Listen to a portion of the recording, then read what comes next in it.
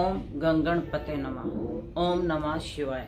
मेरे YouTube channel देखने वाले सभी दर्शकों को मेरा प्यार भरा नमस्कार। आज मैं आपको 16 जनवरी को मंगल जो है वह धनु राशि में प्रवेश कर, अभी तक वह वृश्चिक राशि में थे, अब वह धनु राशि में प्रवेश कर। देश की कुंडली के हिसाब से हमारा वृष लगन है और अष्टम में मंगल प्रवेश, और मंगल जो है पाप कर्तरी योग में होंगे, क्योंकि मंगल से द्वादश केतु और मंगल से दूसरे घर में शनि और बीच में मंगल। तो इससे क्या होगा कि मंगल पाप कर्तरी योग और नक्षत्र गंडमूल का, तो इससे जो मंगल की दृष्टि पड़ेगी 12वें भाव पे, यह हमारे देश के बॉर्डर पे, देश की सेना पे और पुलिस बल पे घटनाएं होने की संभावनाएं लगती हैं। मंगल का अष्टम में होना, अष्टम घर गुप्त गतिविधियों का होता है, कुछ छुपे हुए राज सामने आने का होता है, और मंगल फिर दंगल ना करे तो फिर वह मंगल नहीं। और गंडमूल के नक्षत्र और पाप कर्तरी योग में मंगल का पाप और भी ज्यादा बढ़ जाता, और मंगल जब तक मेष राशि में नहीं आएंगे तो वह जिस भी राशि में है वहां पे कंफर्टेबल नहीं है, और वहां पे उनके जो कार्य हैं वह शुभ नहीं। अब मंगल का अगर हम काल पुरुष की कुंडली से देखते हैं तो मंगल 9वें भाव में आता है, धर्म के भाव में। उसके अंदर भी पाप कर्तरी योग है। काल पुरुष से अष्टम में केतु और 9वें में मंगल और 10वें में शनि। तो मंगल पाप कर्तरी योग में धर्म के स्थान में भी आ रहा है। तो इससे जो हमारे को महसूस होता है, और जो ग्रहों की ये चाल होगी, इसके अंदर मिलिट्री, गृह मंत्रालय, रक्षा मंत्रालय, इन सब के ऊपर मुझे कुछ घटना होने की संभावनाएं लगती। दूसरा, गुरु जो है वह साताभिषा नक्षत्र में 18 जनवरी को आ रहे हैं, और साताभिषा नक्षत्र राहु का है। तो जो ये गुप्त गतिविधियां हैं जिनके बढ़ने की संभावनाएं हैं, इससे ऐसे लगता है कि कुछ आतंकवादी घटनाएं बढ़ेंगी, कुछ राजनीतिक उपद्रव होंगे, कुछ जनता में आक्रोश पैदा किया जाएगा। मैंने अक्टूबर नवंबर, आप अखंड मंथन में चले जाइए, मेरे YouTube चैनल पे चले जाइए, उस पे मैंने साफ स्पष्ट कहा था कि हमें अपने प्रधानमंत्री जी की रक्षा को बढ़ाना चाहिए।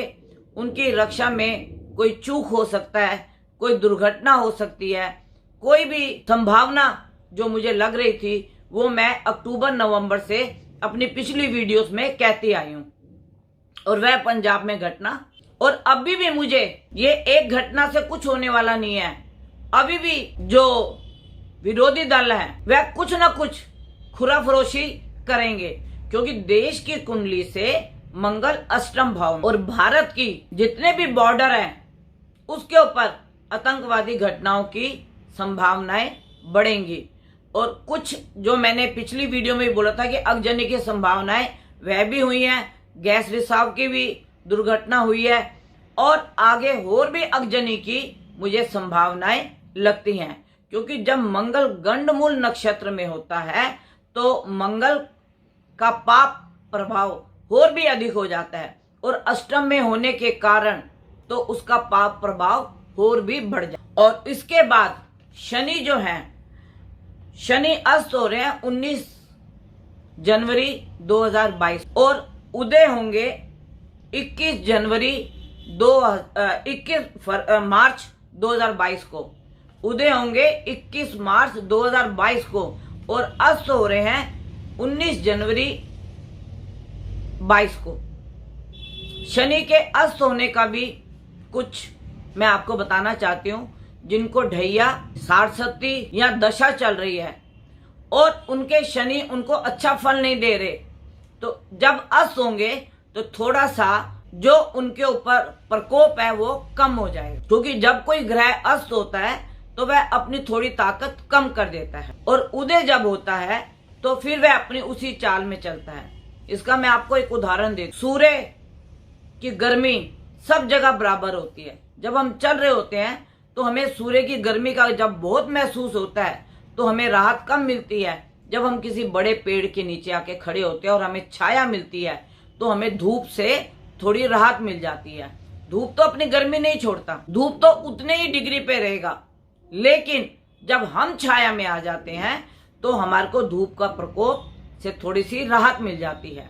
उसी प्रकार जैसे ही शनि अस्त होंगे तो जिनके ऊपर शनि का प्रकोप चल रहा है ढैया की वजह से या साढ़सती की वजह से या उनकी दशा की वजह से या अंतर प्रतंतर की वजह से, तो वह प्रकोप थोड़ा कम हो जाएगा उनके अस्त होने। और फिर जब शनि मार्च में उदय होगा तो उस समय शनि फिर जितनी भी उनकी दिक्कतें हैं वो फिर वैसे ही हो जाएंगी।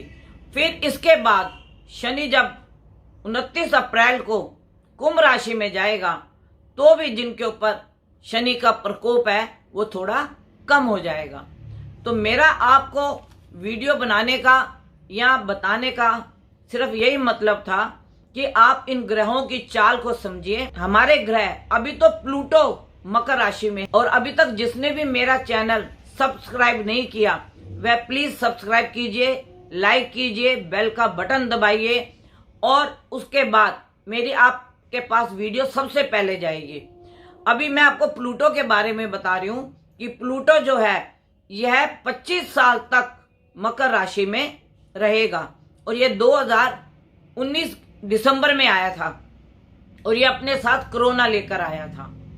तो जो प्लूटो है, हर्षल है, नेपच्यून है, इनके बारे में मैंने आपको अभी कोई भी प्रेडिक्शन नहीं की है।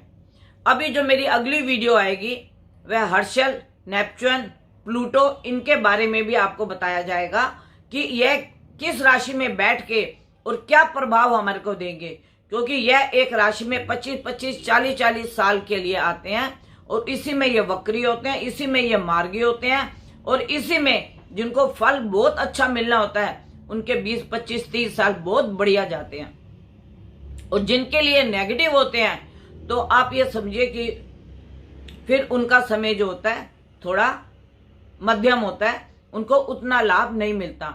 लेकिन जब हम इसका उपाय कर लें या इसके दान पुण्य कर लें तो हमारे को इसका काफी फर्क पड़ता है। अब बहुत से दर्शक कमेंट्स में लिख जाते हैं दान पुण्य से क्या होता है, इससे क्या होता है। देखिए, कर्म का फल तो हमें इसी धरती पे मिलेगा।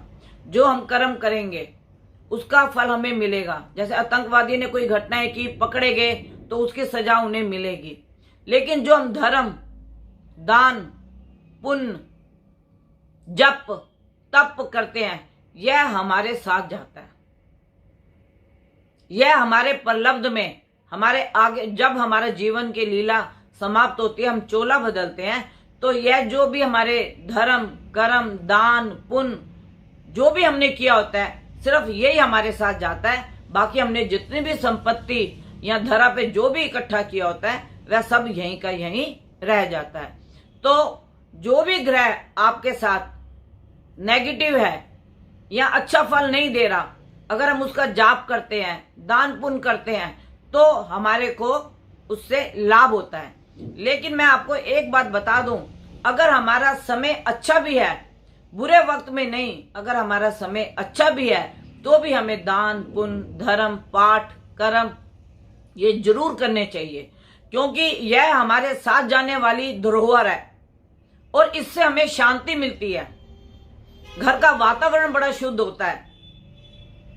तो मैं अपने सभी दर्शकों को एक बात बोलूंगी, हर किसी का अपना कोई ना कोई अचारज होता है, हर किसी का, और कोई ना कोई किससे कुंडली जरूर दिखाता है।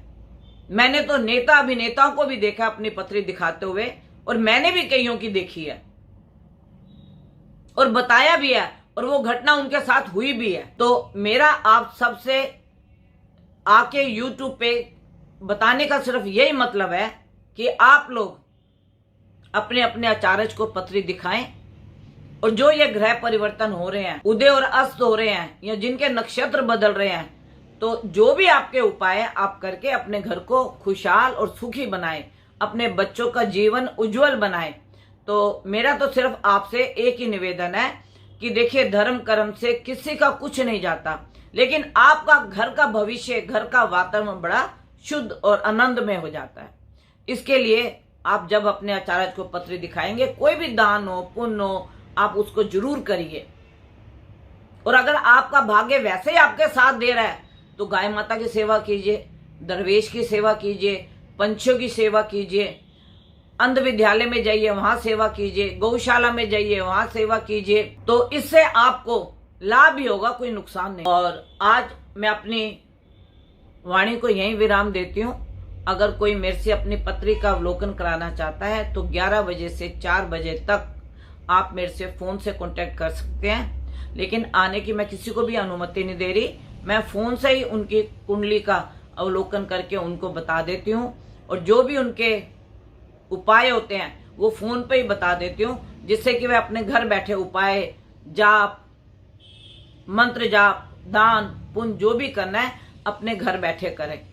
मेरा कॉन्टैक्ट नंबर है 9810930691, 9999 4 बार 99 338366। ये मेरा कॉन्टैक्ट नंबर है। जो भी मेरे से कांटेक्ट करना चाहे 11 बजे से 4 बजे अपनी कुंडली का अवलोकन करा के घर बैठे ही अपना उपाय कर सकते हैं। आप और आपका परिवार सुखी रहे, सरकार की गाइडलाइंस का ध्यान रखें, मास्क लगाएं, घर से कम निकलें। मेरी आपसे हाथ जोड़ के विनती है कि आप कोरोना को हरा सकते हो। जिस पीक से कोरोना बढ़ रहा है, यह अप्रैल तक इसका पीरियड है। आप कम से कम बाहर निकलें, जरूरत हो तो निकलें, अदरवाइज ना निकलें।